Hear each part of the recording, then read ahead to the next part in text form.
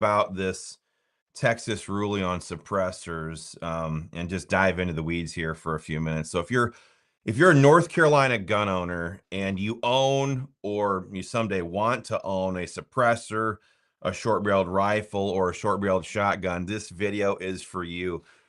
This federal judge in Texas struck down key NFA registration requirements for these firearms, and that's a major victory, but North Carolina has its own law that literally classifies suppressors, SBRs, and short-barreled shotguns as weapons of mass death and destruction. And it generally makes possessing these things a felony.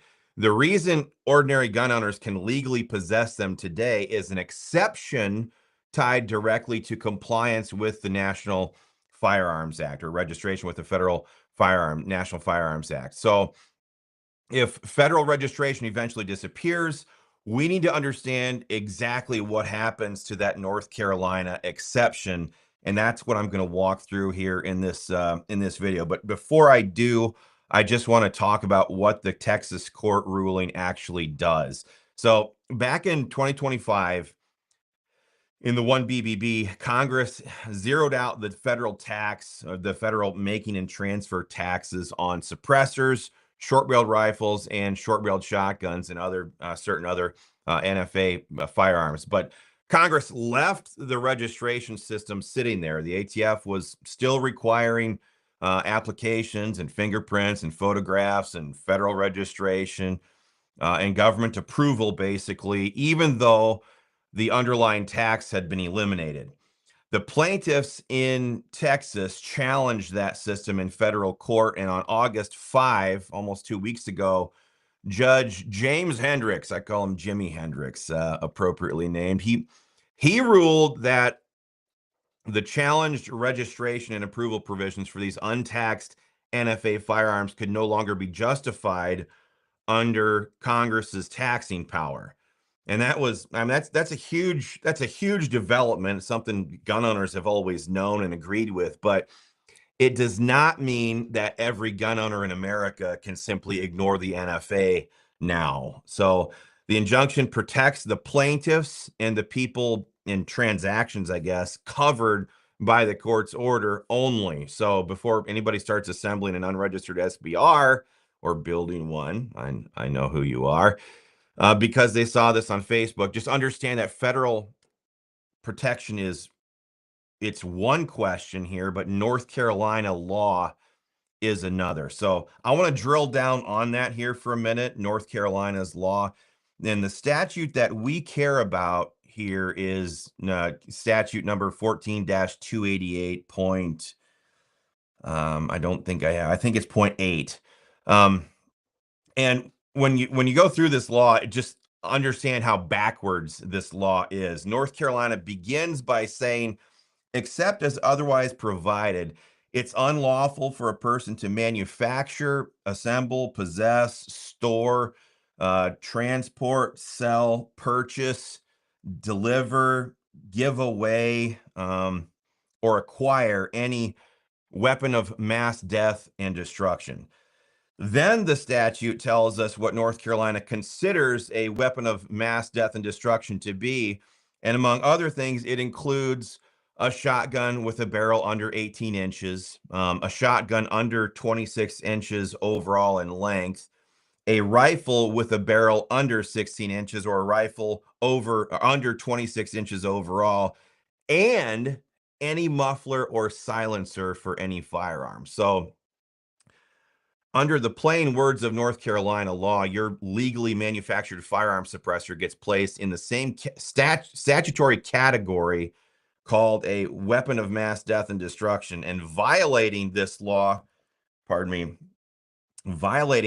is a Class F felony. So let that sink in there. This isn't something to be trifled with. And quite frankly, this is exactly the kind of lawmaking that we despise. And let me unpack that for just a second here, because this goes way beyond one federal court case here. This is one of the fundamental problems with the way state legislatures have handled Second Amendment for decades.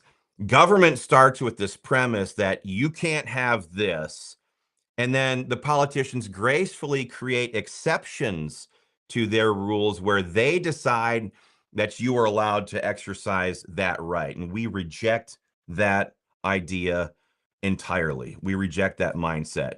Uh, just to put it bluntly, your right to keep and bear arms did not come from the North Carolina General Assembly. It didn't come from Washington. It didn't come from the ATF. These rights are endowed on us by our Creator God. And the Constitution, both state and federal, simply their job is to recognize and protect those rights. Government does not manufacture them. And one day, these statutes need to be flipped completely around. The law should begin with the presumption that a peaceful, law-abiding citizen has the right to own and possess and carry, manufacture, and use these constitutionally protected arms. Then government should bear the burden of identifying whatever extraordinarily narrow conduct it has legitimate authority to prohibit.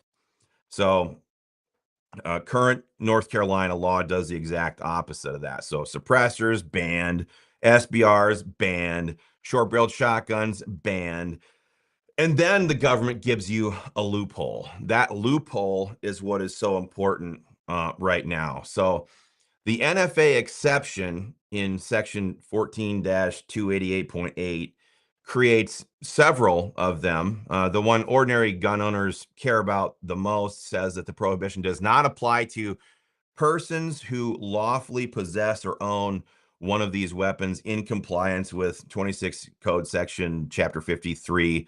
That's the federal chapter. That federal chapter is the National Firearms Act. So the structure here is pretty simple. North Carolina says suppressors, SBRs, and SBSs are prohibited weapons of mass death and destruction. And then it says, but if you lawfully possess one in compliance with the NFA, this state prohibition does not apply to you. And I would say that that language is enormously important after this Texas ruling. So let's talk about people who already own a registered NFA item. Let's current owners.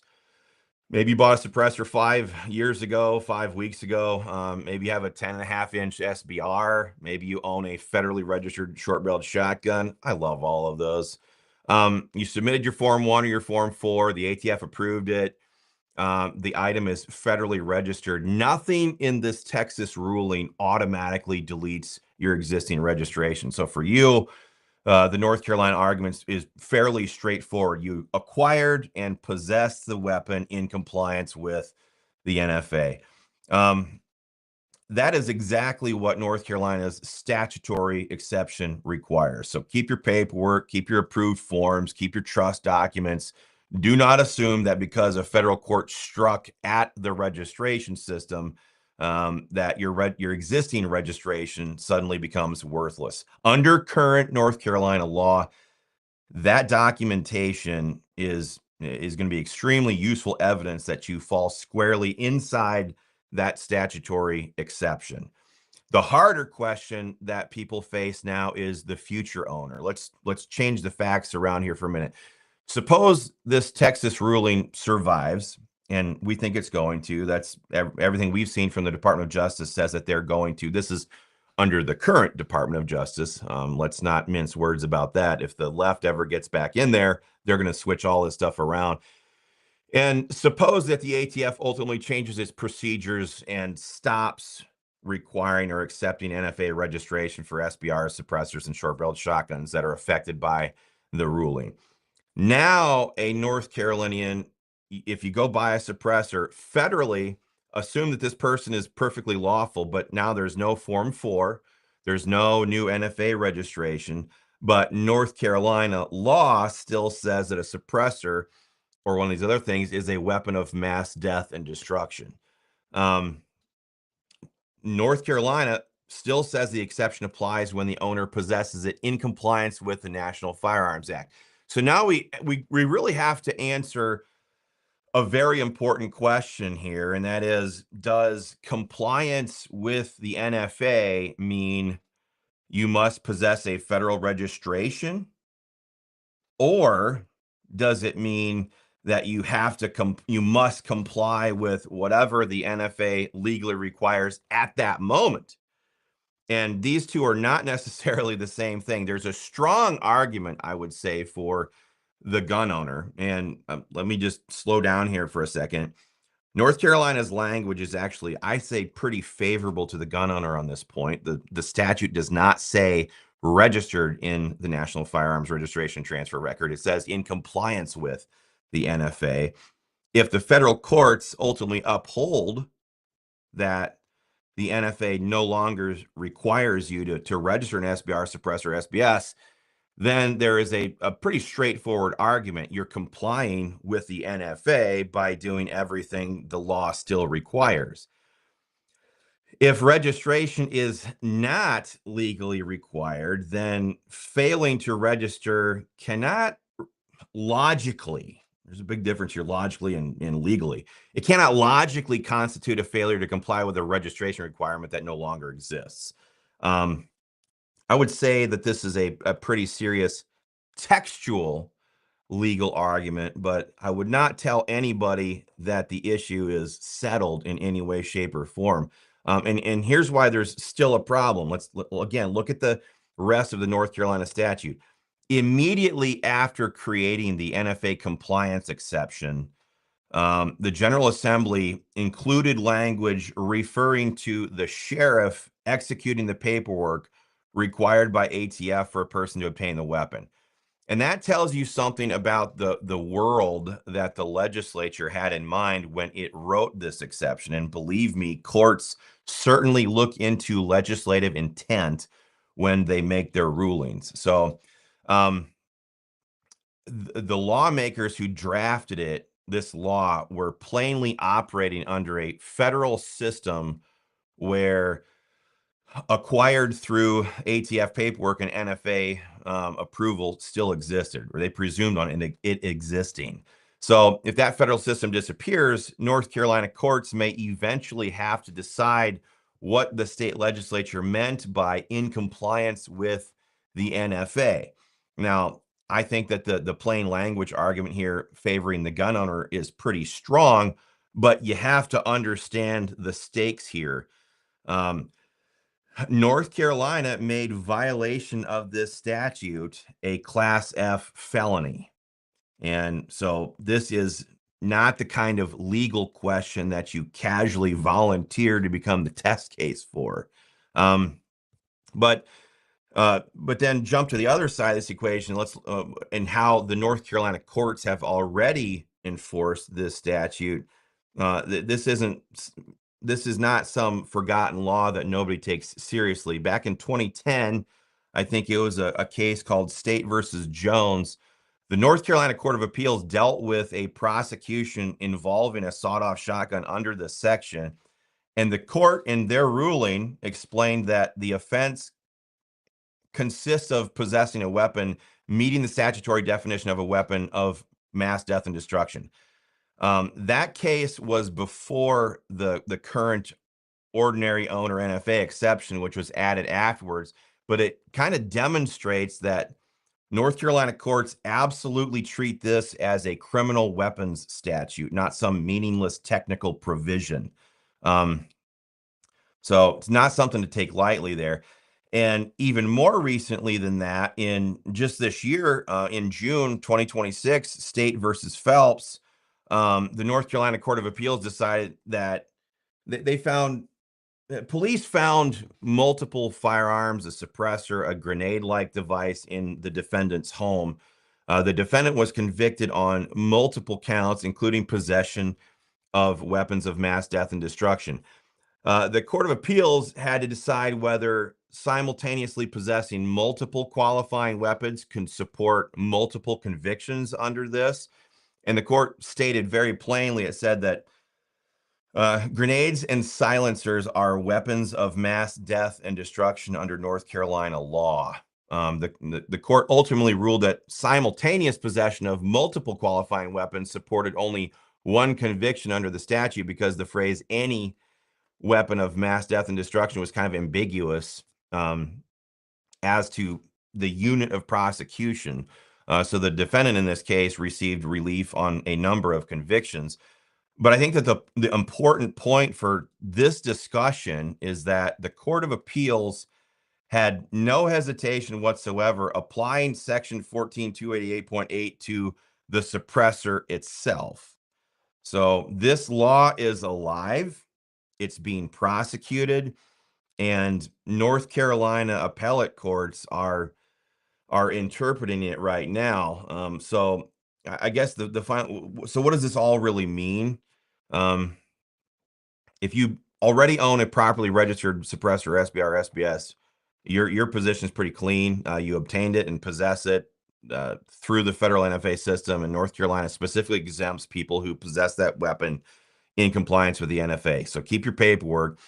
If you're thinking about acquiring one of these in the future without NFA registration, be very careful here. If federal registration ultimately disappears, I think there is a powerful argument that you are still in compliance with the NFA because federal law no longer requires registration. But no North Carolina appellate court, to our knowledge, has answered that question in this post-Texas ruling world. There's simply been no time. Until somebody does, there is a Class F felony statute sitting behind this question. What else? This whole mess exists because North Carolina wrote the law backwards. Suppressors never should have been classified alongside bombs and grenades in the first place. Short-barrel rifle should not become presumptively criminal because its barrel is 15 inches instead of 16, and peaceful gun owners should not have to hunt through statutory exceptions to discover whether government has graciously permitted them with the